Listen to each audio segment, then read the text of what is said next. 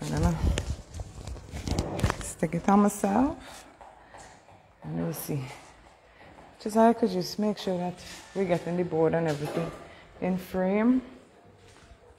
Make sure you could see where I am here. You getting the board? You getting everything?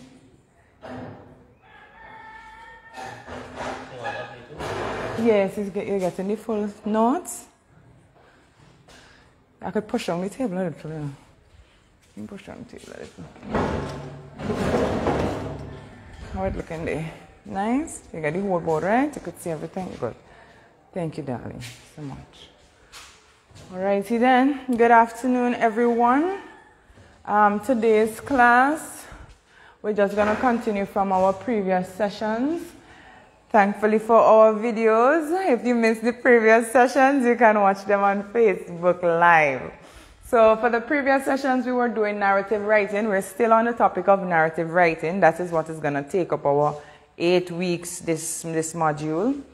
And we're going to look at understanding, setting an atmosphere. So for the last couple of sessions, we were looking at what is a narrative. We learned that narrative is for entertainment. It can be both fact and fiction. We learned that in narratives, the purpose of telling the story is so that our readers, or as we call them, our audience, can learn from the story that we're telling. These stories create lessons we call morals, and these morals are highlighted based on the theme that we choose. So the theme can be any idea or ideology, any concept that is recurrent in the story. So some of the famous themes that we looked at in some of the common childhood stories would be friendship, love, community, patience, perseverance. And you would realize that many of these themes are also virtues or vices that you find in society. And that is because stories are often about showing the good of humanity or the evil in humanity. Now, the evil will always lose, but recently, because we are a society that is slowly losing our morals and values, we know that that is not always the case. But in the ideal society where Aristotle, the man who created the whole outline of the narrative, in his Poetics, he always suggested that the story of good always triumphs, so that we are reminded that we must always aspire for good in society. Sit. The following class, we learned about the different modes of literature or subgenres of literature. So literature belongs to the large genre of prose, meaning we write in paragraphs and sentences. Right? Poetry belongs to its own little genre of poetry. Drama belongs to its own little genre of drama. Prose is the one where we write stories in paragraphs and sentences. But even in prose, we have these structures, these very common structures. We call them tropes. So they can be plot tropes, or we call them modes. If you want to know what modes mean, think of the word model. Right? So the model of writing that we choose, or the mode of writing, would be a particular structure or style, and in that structure or style there will be a recurrent pattern in the plot. And we learned about some of those recurrent patterns, those tropes, those plot tropes, and we learned the names. Some of those plot tropes were mystery, thriller, romance, fantasy. We learned about histories. We learned about contemporary drama. We learned all of these different structures and what these stories present. So when you're doing an action and adventure story, you're not going to have any regular schmegular day-to-day protagonist. You're going to have a larger-than-life protagonist. You're going to have exciting adventure. You're going to have very surreal settings. You're going to have a lot of hand-to-hand combat, a lot of codes and puzzles and all of these extraordinary things. But for the contemporary drama, it will simply be real life, regular, basic, going through the throes of life, relationship, abuse, gender, identity, sexuality, or coming of age, all of these things. So each trope or plot trope or mode of writing or subgenre has its own little pattern. And we learned these, and you will see which trope you particularly like to present. And then you will choose how you're going to structure that. Now, when we learn about the plot structure, we learn that the exposition is where the characters and the setting and the atmosphere is set in the exposition. So now that you've already chosen your plot structure, whether you want to do action, whether you want to do fantasy, whatever trope you want to do, whatever model you want to do, you have to still learn how to create each of those elements of plot. And we're going to start off with setting.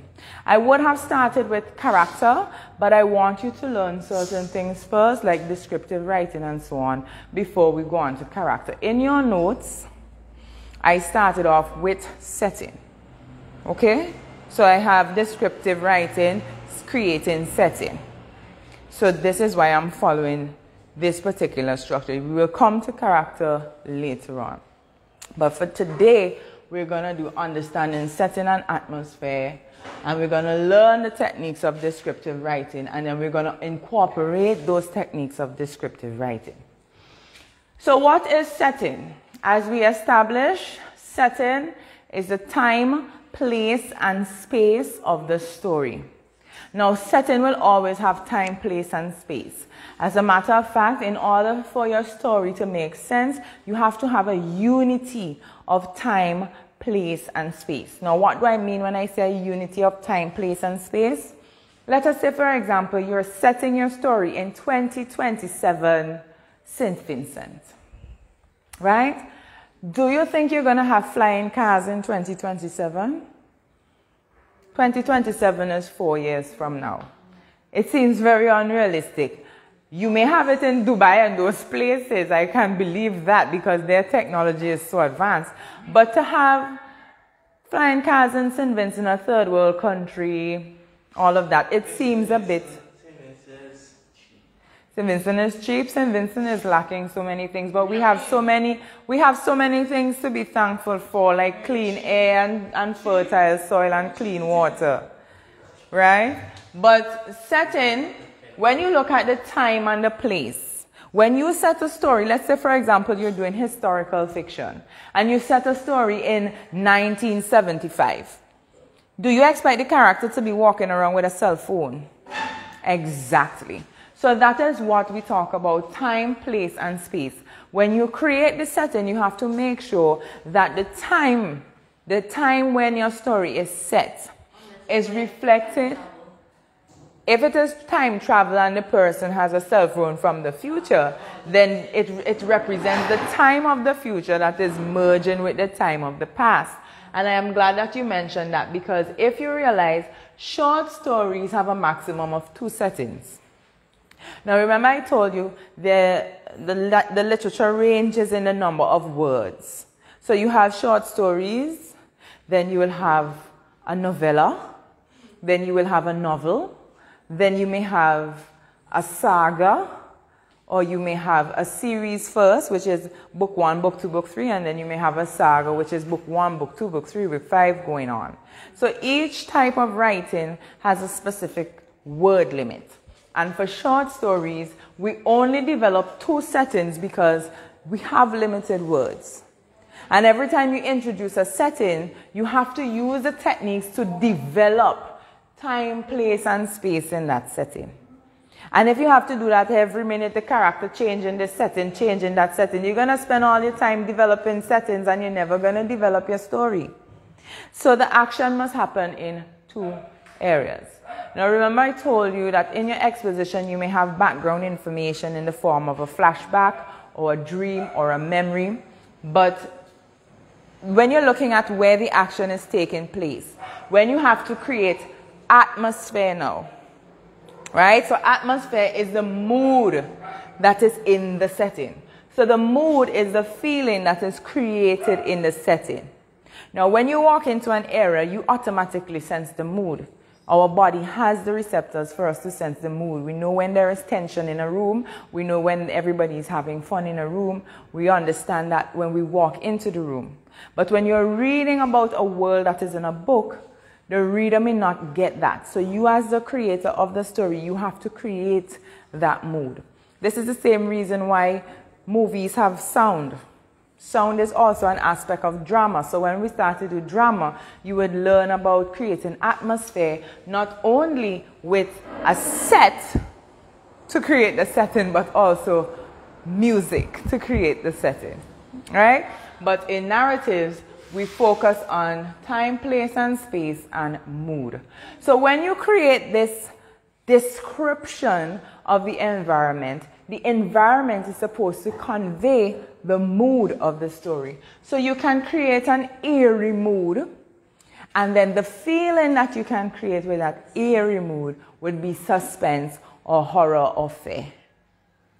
So you have to know what is the feeling you want to create in the setting before you even start writing about the setting. So when you're creating your story, you already know what is the lesson you want to teach. We established that's the first thing we learned. We did that when we were looking at virtues and vices. We went through the whole thing about teaching lessons and what each type of story, as in each mode of story, will teach. So we know children's story will teach more lessons about friendship and love and overcoming adversity and acceptance, whereas a contemporary drama may focus more on reality issues like racism. Josiah, that one is for you. Racism, abuse, overcoming adversity, finding your identity, understanding your sexuality, and those things.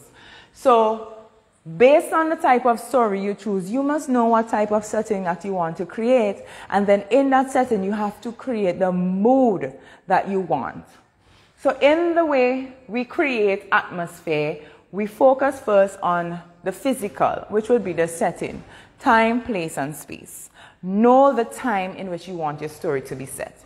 Do you want it to be a period drama? Do you want it to be in a periodic time? When I say periodic time, if it is set in colonial, like pre-colonial time or post-colonial, right? Do you want to set it pre-colonial where we have Amerindians and that sort of thing? Do you want it set in a colonial period where, we have slaves or whatever? Josiah, that one is for you. Or you want it post-colonial where we are rebelling and we want independence and we want equal rights and all of that? Or do you want it in a futuristic setting? Do you want it in a modern contemporary setting? Right? Futuristic as in it's science fiction, it has a lot of advanced technology, or you just want it set in a modern contemporary setting. Based on that time, the place and the space also matters. Because the space in which the action happens and the place in which the action happens is very important. Do you want the place to be a mountainous area, a woody area, an urban area, meaning a city? Or do you want it a rural area, a little village, a little farm?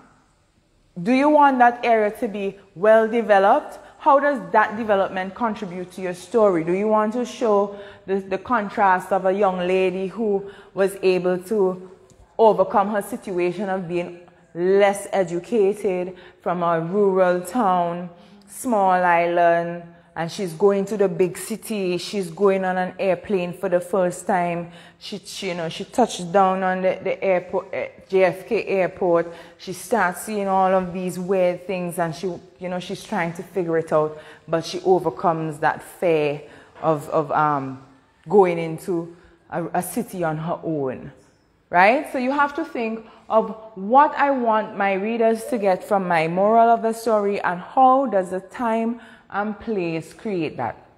Now the space would be the actual area where the thing happened. So are we going to take it from one airport to another airport? Or are we going to take it from a bedroom to a mall? Are we going to take it from maybe a schoolyard to the back of an abandoned house? You know, sometimes children, if you're doing a horror, if you're doing one of those horror mysteries and you want to get a little mischievous, and children pass by a derelict house or an abandoned house and they're so curious and they want to go in and they want to see what's in there. So, yes, right? So what is it going to convey to us? How are we going to use the setting to drive the storyline? Now, if you know the children are going into this abandoned house, then you know automatically you are creating suspense and horror. You're creating that anticipation of evil, some monster, some witch, something exciting is going to happen. Yes, the environment is part that, well, setting is basically environment, right? Setting is environment. Atmosphere is the environment plus the mood, right? So when I say time, place, and space, space would be like the direct environment. Place would be the general area. When I say general area, like the climatic conditions, the terrain, whether it's an area that would have snow, whether it's an area that would be grassy, whether it's an area that would be desert-like. You understand? So the space would be like the environment, the exact environment, the environs that interact with the character. Time, obviously, is a time frame, right? The period. And the atmosphere is both the environment and the mood. So if you're going to have an environment with all willy-nilly touching stuff, laughing, it may not create the mood that you're trying to evoke out of your reader. You want your reader to feel the anticipation and anxiety that the character should be feeling at the time. Okay? Emotional effect is going to make your readers feel the lesson you're trying to create. You can't teach overcoming evil and being brave and courageous if the children are not fearful of the environment and the environment itself is not scary. Okay? So suspense, there are lots of other effects. We will learn about the different effects as we go along, but I'm just using suspense and horror just to show that an eerie environment can create these two types of effects. There are other effects. Humor is an effect, right? You have any feeling. Grief is also an effect. If you want to create grief, you may have a funeral setting. You understand? Or a wake, you know? So there are different environmental factors that can help in automatically creating the feeling that you want. And then you will then use these descriptive techniques to do the rest. So it's not enough to say you're in a funeral home. You have to describe.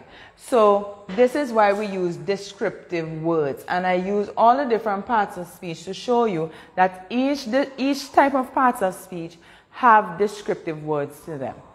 Right? So you can say a building. A building. We went into the building. Or we went to the funeral home. But then a studio apartment is much more descriptive now, is it? And then when we add adjectives to that, so you can have a small dingy studio apartment as opposed to a building.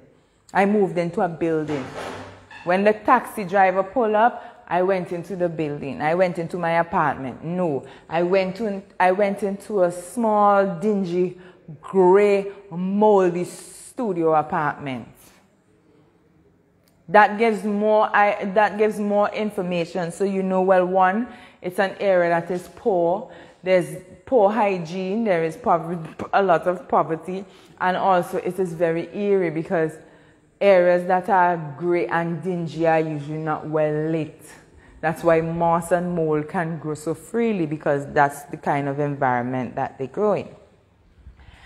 So when we use nouns, be very wary of using regular nouns. When you're talking about, for example, you talk about the wall, there were gray walls.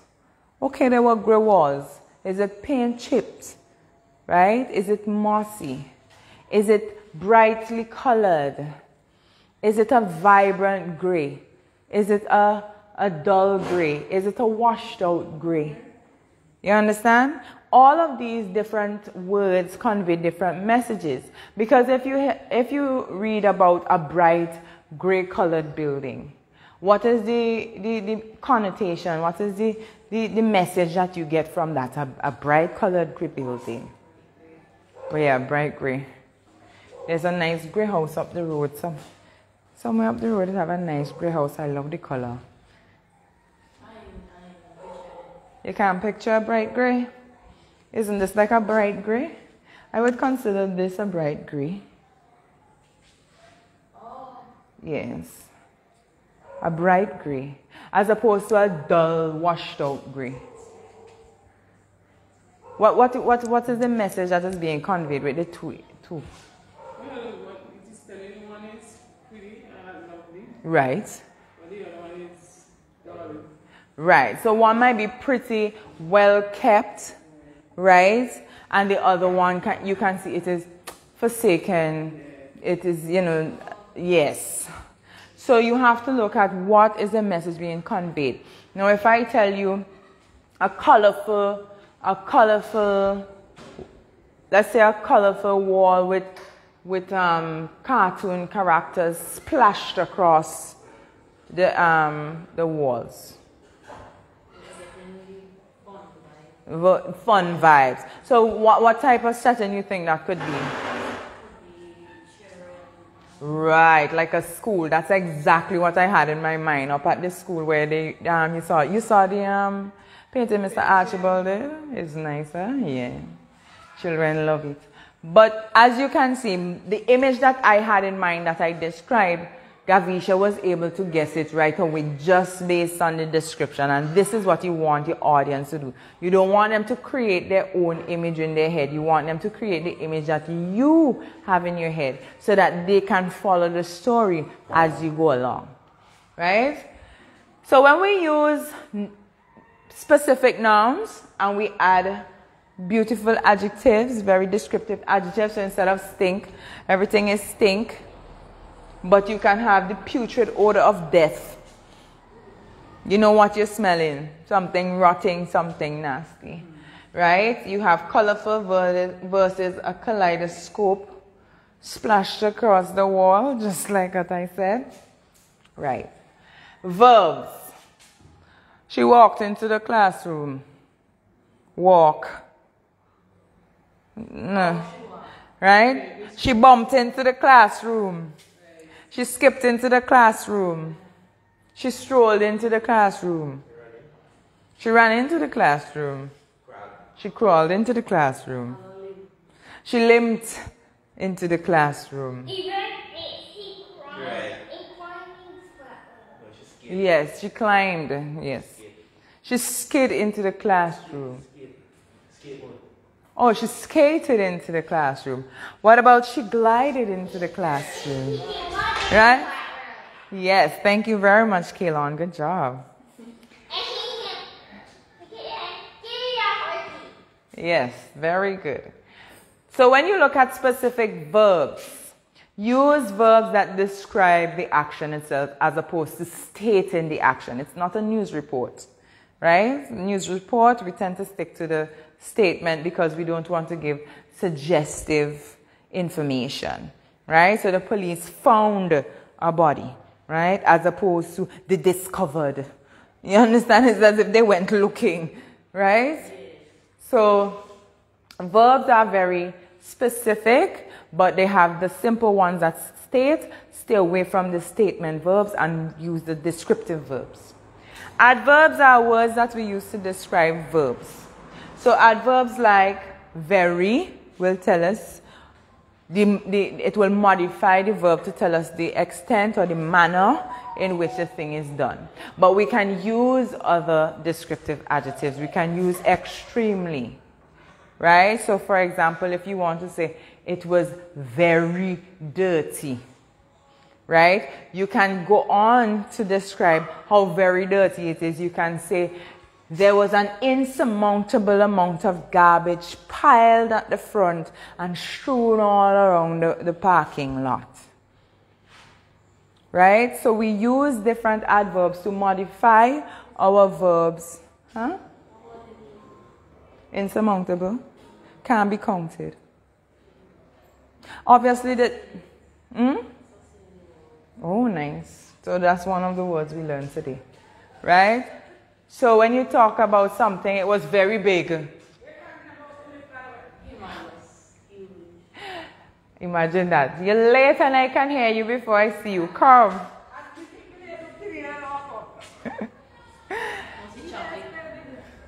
Don't worry, I'm recording it so you can get it. Come. Right. So when you look at these words, how would you usually describe something? Let's say, for example, you're describing, let's move away from setting. Let's say you're okay, well, let's stay on setting. You're describing this classroom. No, let's not describe this classroom for the public. Let us describe your favorite place. Hi, Cornelia. Wear your pretty Crocs. Yes. Thank you. Yes, thank you. Thank you. Yes, thank you very much. Paw Patrol is amazing. Can we describe something else? Describe your favorite place, Cornelia. Without saying what it is, we have to guess what is your favorite place. Yes, a big fire engine. Thank you very much, Kaylon.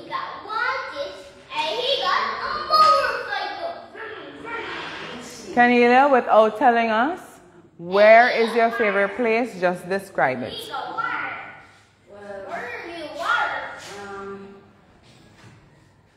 Thank you. Boys, yo, no family. Come on. You can't come late to my class and then demand that you get your...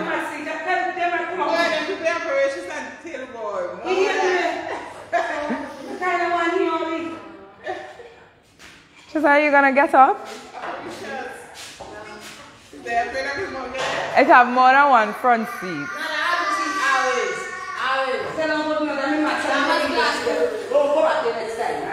Shazia, that seat apparently is reserved, so you don't take it. Can you describe your favorite place without telling us what is? It's big. It's very big. You can do many things there.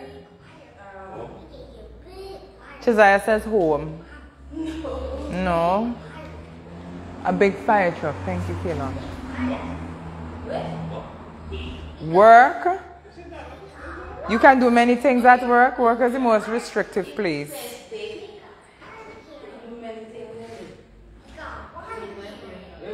Go ahead and give us more details, Canila, until we can figure it out. Until you want to try to describe your favorite place without telling us what it is or where it is. Your favorite place.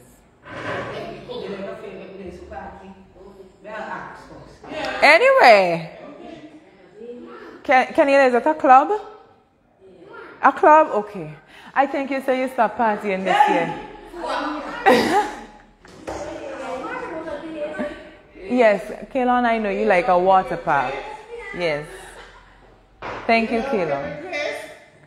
And so your favorite place? You're not supposed to tell us.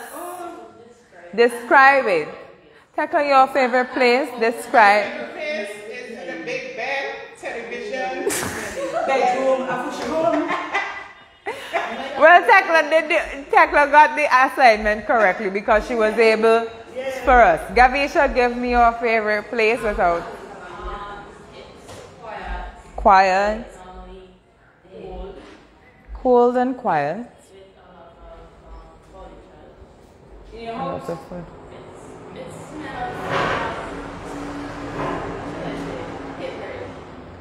A library. Ah, very good. It smells paperish. There's actually a word for the smell of books, but I forgot it. So I'll Google it and give it to you. Shazia. Yes.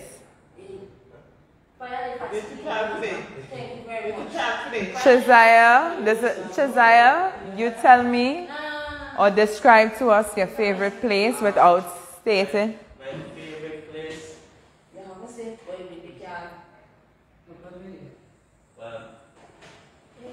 favorite place. Oh, God, You have plenty favorite place. Choose one. Choose one. Choose the last one you went to. Last one? Yeah, the last one you visited.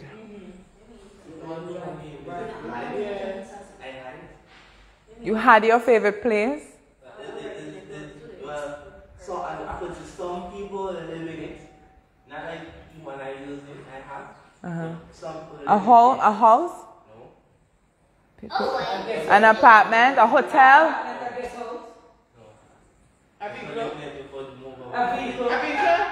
You can't. You could live in it? An RV.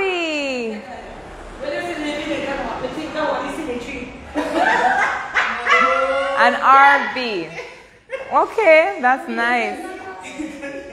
Okay, so my favorite place, let's see if we can guess. My favorite place is wrapped in the smell of vanilla and chocolate. It is pristine and clean. Kitchen. Yes. But you gotta really, yes, it is the kitchen. Yes, my favorite place is the kitchen. Are you laughing? Yes, I'm laughing. Right? So you get the idea that we can all create an image in our head and then explain it in words, transcribe it in words, and then other people can get the same image of what we're thinking of. So that is how descriptive words work. Now, in addition to descriptive words, we have things called literary devices. Here are a few of the literary devices. You have a lot more in your notes. I gave a lot more in your notes. How many of you have that PDF, descriptive and narrative notes? I sent it in the chat. Descriptive and narrative notes. You read through it. It's all the notes for this module. So it's already explained character development, setting development, rising and falling, action development, everything. We're on setting. We're on the first page. Yes, you can take your time and go through it. This module is 8 weeks, so you have time. Right, so we have literary devices, and I'm just giving a few because I ran out of board space. We have simile. Everybody knows what's a simile? Who knows what's a simile? A simile is a comparative device. Yes, thank you very much, Kenelia. Very good. Where you use like, as, or than. Right? Like, as, or than. As dark as pitch. So if you walk into a room and it is as dark as pitch, that's a simile. You can't see anything. Right? It is bright like the sun.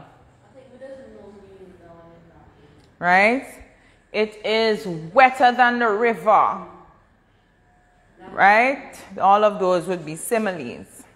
Metaphors are also comparative devices. Now, when I say comparative device, what do I mean when I say comparative device? Comparing one thing to another thing. Very good.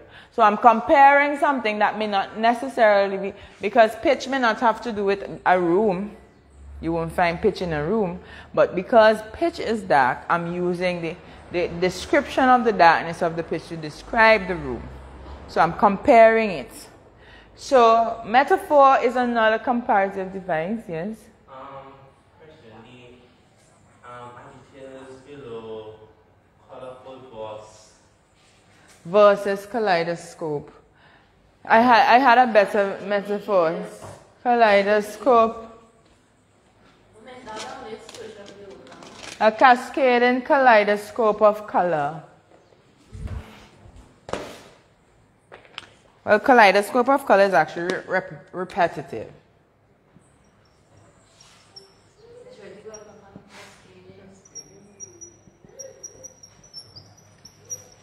Y'all know my handwriting is better in books. Can't have everything in life. Yes, swish of the ocean.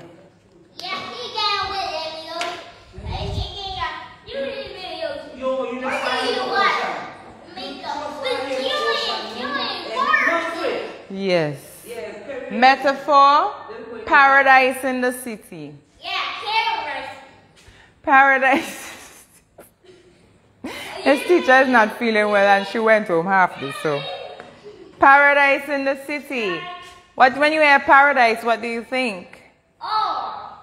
An amazing place, somewhere that makes you feel comfortable and soothed and so on. Oh, paradise in the city. Right? Right? You know what I like to say? I can't say it. They may fire me. But some people like to compare their workplace to things. Like a circus. I won't say anything more. But that would also be a metaphor. You understand? Tekla, you see you? Yes, so some people can use places to describe other places to convey an idea. So for example, when I went up to his classroom, the teacher was not feeling well. It was a zoo in there. And you know who was the ringleader? Yes. Yes. Right? Exactly. So you can use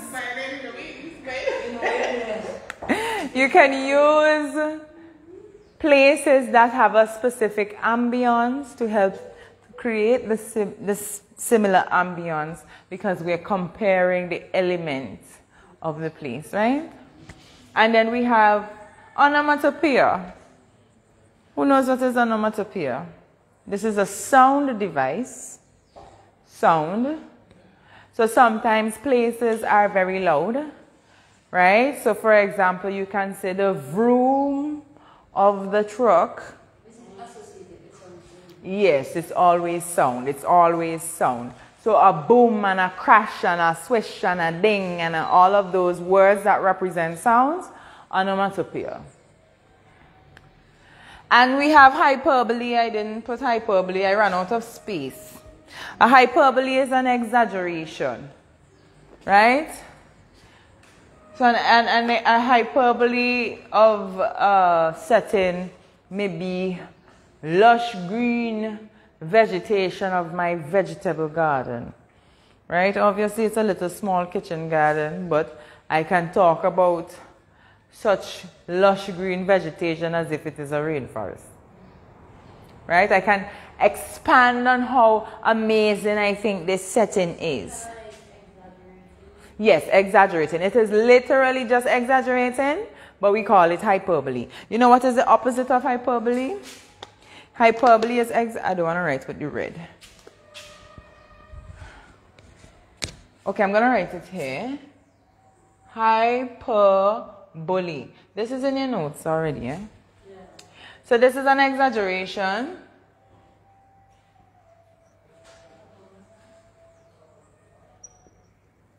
You know what is the opposite of an exaggeration? An understatement. And we call that a litote. Right? This is also in your notes. Litote. Sometimes it is pronounced litote, but I don't pronounce it that way because in the West Indies, the last syllable has a meaning. So I say litote instead of litote. Hey! Tekla. One I know you're going to remember is this one. Exactly. So it's a litote and it is an understatement. So let's say, for example, I come to work and it is very underwhelming. Right? So I can call it the bane of my existence. Not a very good word. You can go to a library. Some people don't like to go to a library. Right? And they can call it prehistoric. Yes, everybody like Google these days. Tablets have everything on it. You go in a place with books, you may say this prehistoric place. You underwhelm the emphasis of what it is so that you can convey to the reader that I don't really feel excited or I don't really feel special in this place. Yes.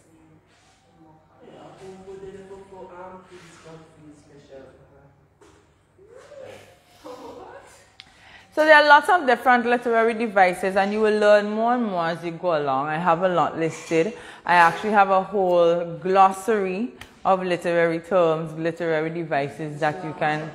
I'm not going to give it to you. That's why I say learn just what you need to do for the exam. So you know, if you incorporate enough adjectives and nouns and adverbs and 2 or 3 literary devices, I'm going to penalize for that. CSEC just want to know you know how to do the thing, you know. They're not looking for you to release your new best book, the next bestseller. They're not looking for you to be published at the end of the exam. They just want to know that you understand what is necessary in your formulation of the work. Right? So I'm just going to recap. For the previous classes, we were looking at narrative writing, and we are continuing our narrative writing. We would have already looked at the structure and the purpose of narrative writing, and we also looked at the different types of plots that we can create. Now we're delving into those elements of plot so that we can create our own plot and create it well. The first part of plot structure, or the first element of plot, is the exposition, where we focus on setting, atmosphere, and character. Today's class is all about atmosphere and setting. Gavisha lovely put it that setting is like the environment, right? So when you think of setting, think of big wrestling going on down there. Chizai, is that your dog? So the setting is the environment, and the environment is made up of the period in which the time is the period in which the story is set. And period can be 1900s, caveman days, 30, 25 in the future. It's all up to you. Right? Yes. And then we have place. Place would be the general makeup. Is it a woody area? Is it a wintry area? Is it a tropical island? Is it a small town? Is it a rural village? Is it an urban city? All of that would constitute place. Space now is where the actual action is going to happen. The actual spot. So it can be, as we described, a bedroom, a kitchen, an RV, a library, a club. Okay? At the beach. And that one was not even guessed. Just at the beach. Right? Yes, and that's the thing. A beach can have different settings. Best place for me, just to get a nice view, is a beachfront home. Just to see the sunset. Beachfront home? Yeah. So what's wrong with Bayside? What, just going by the beach and sitting there in the sun and watching? Best for some people who just love the ocean and love seeing the sunset. They live there? That's a double-edged sword, you know. Sibla, something destroys buildings very... It has to be made of wood, and then... Yes, you can have these sort of louvers. These louvers will rust and all of that. Well, most windows are made with aluminium.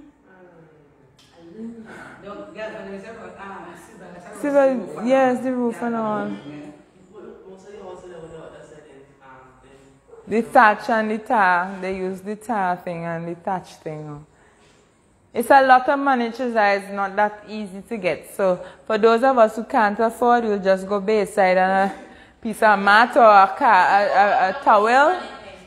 In the morning, yes, I love the beach in the morning.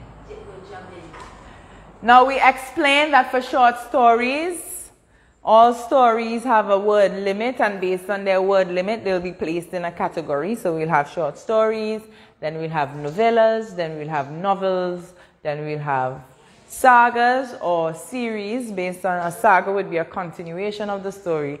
The series would just be different episodes of the same story. But we have different categories for these different types of writing. For the short story, which is what you write in less than 300 to 500 words, which is what CSEC is expecting, you will be required to only have a maximum of 2 settings, as in your character move from here to there. Not hopping and hopping and hopping all over the place. Even if you're doing action and adventure, you start where the action is most happening. So maybe they hopped off the helicopter on a cliff and then they go down the hill, and that is where the action happened. They're not going to be going to Russia then after Russia they go to Belgium, and then the jet set back to St. Vincent down Canawan and all that. No. So we're having a maximum of 2 settings to develop. One where the action starts and one where the action wraps up. The atmosphere is the setting and the mood together. So when you just have setting, that's just the environment and so on. But when you add a mood to it, when you describe it and you put feeling to it, that's when your reader can get the effect. Now, if your story is there to teach a lesson, how do you teach a lesson? You have to impact somebody. You have to evoke an emotion. They have to feel the story in order to be impacted, in order to be taught the lesson. Right? When you sit down and you watch the love stories and you start to cry because the character goes through so much, and you know, you feel good. You feel good at the end of the movie when you see the lovers reunite and everything work out. Yes. My happiness is when I agree. When that thing come out. Yes. When you're watching the movie and the character is smiling and you're grinning along. You imagine yourself in the movie. Yes. That is it. You put yourself in the movie. In order to put yourself in there, you can't put your physical self, so you put your feeling into it. So the movie when I just watch someone, the 2 couple then going kiss. And just Oh, you want to be part of the romance. You want to feel the love. Gavisha is highly disgusted. What about?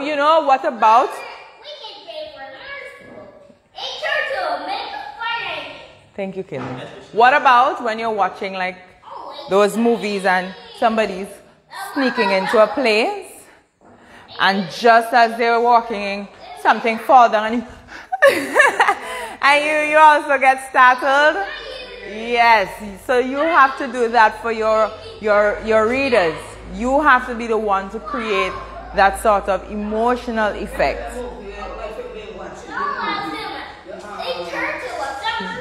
Yes, Kilon.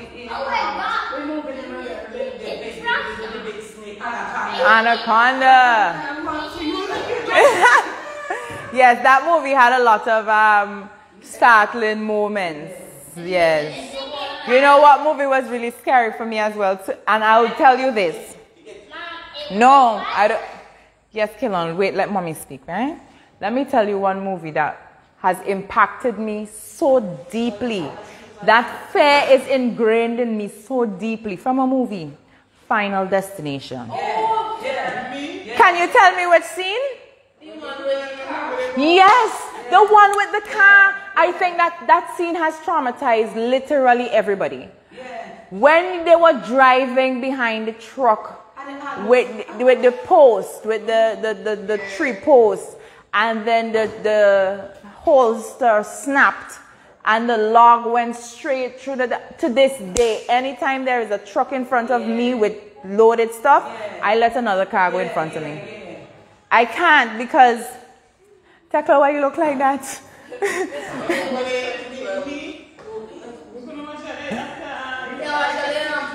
You couldn't watch it? You stopped? Final Destination. That scene. My heart, even just thinking about it, I cannot stomach it. This movie is the 2012.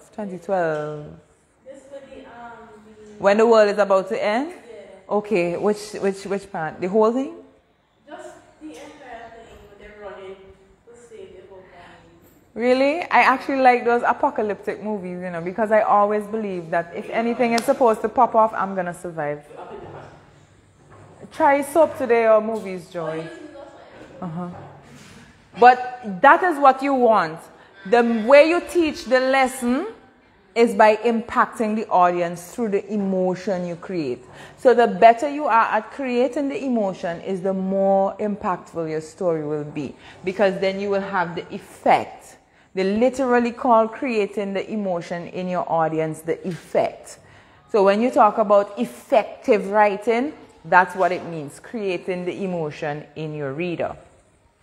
So you can create a setting that is very eerie, and just by reading the setting, your audience is already in a feeling of suspense. They want to know what's going to happen. They're on the edge of the seat. Or they can be petrified. They can experience horror or terror. Okay? Or fear. So, in addition to creating your setting and your mood, we learned also that this is done through several techniques. One is through descriptive writing techniques. And descriptive writing techniques, remember, technique is just how you do something. So how you describe, how does one describe? By using more specific parts of speech, more specific nouns. Instead of saying a building, a funeral home. Okay? Instead of saying the house, a studio apartment, right? Instead of saying a backyard, a small woody forest, right? And then you use adjectives to enhance the nouns. So instead of saying it stink, a stink house, right? You can have the putrid odor of death, all right? Escaping from the small dingy studio apartment. Yes, death is on my mind a lot, because if you notice I'm wearing black today. One of my past students' father was killed in Annesville. It's not stupid. You could tell me that you don't yes. and enough for you. You're supposed to kill master and the money. His wallet had money. No, they don't go rob the money. I don't, but he's an old man. Who's going to rob an old man of his pension? Well, listen to me. They make money and the man. Police make money and the man. I taught his son, I taught his youngest son, Matthew, at intermediate, and his wife catered for my wedding, Doris. It's sad. I don't know. This place getting... And now they found another body at the Leeward bus terminal. Another body was found today at the Leeward bus terminal. Yes. It's a man, an old man. Oh no. So we have our nouns that are modified by adjectives and our verbs. Instead of saying run, he run. We can say jog, we can say sprint. Instead of saying walk, she walked into the office. You can say she stomped into the office. She stormed into the office. She strolled into the office. That's me there, you know. You know, so you have all these different ways that you can express the action. Use the specific one. Don't just be stating the action. That's for when we did news report writing. I told you not to use those sort of words that are suggestive. That's because that is informative. But this is for entertainment. It is creative. So we are allowed to use those sort of suggestive words. We want to suggest. And the adverbs naturally modify the verbs. So instead of saying very, very dark, right? You can say extremely dark. Imperceptibly dark. Instead of saying a lot, there was a lot of garbage. You know what they say about darkness? Uh-huh.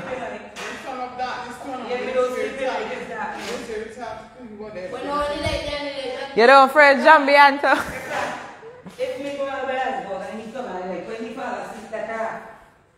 Some people wake up when you take off the lights.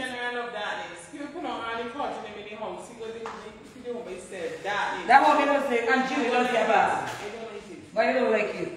You're trying to set the ambience. It's cozy when it's dark. And then we have our literary devices. Now you have a long list of literary devices in your notes, but I've listed some on the board. Simile, you use like, as, or than to compare. So as pictures dark, as dark as pitch. As dark as pitch. Right? Bright like the sun. Shallow as the depths of hell.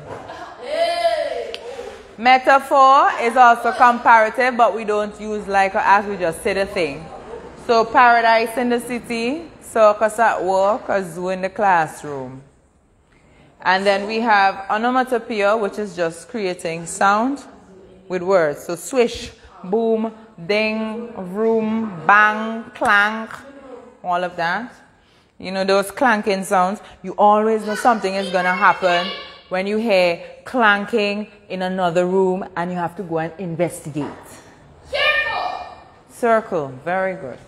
And then we have hyperbole, which is an exaggeration. So you can exaggerate how dark or how bright or how stinky or how cozy or how wet or how damp or whatever something is, especially in creating that sort of textile imagery. We're going to deal with imagery next class. And lithos is the opposite. It is an understatement. So you can underwhelm your reader by letting them know that this place is so underwhelming. It is not satisfying. It is not exciting at all. Okay? And we will do imageries, sensory imagery next class. Sensory imagery is a whole long class because there are 7 types of sensory imagery. So that is in your note and we will tackle that next class. But do we understand what's on the board here? Yeah. Thank you very much. Shazia, did you get an opportunity to look over the different types of plot structures? I sent the link. Please catch up. Okay, thank you everyone. Y'all did well today.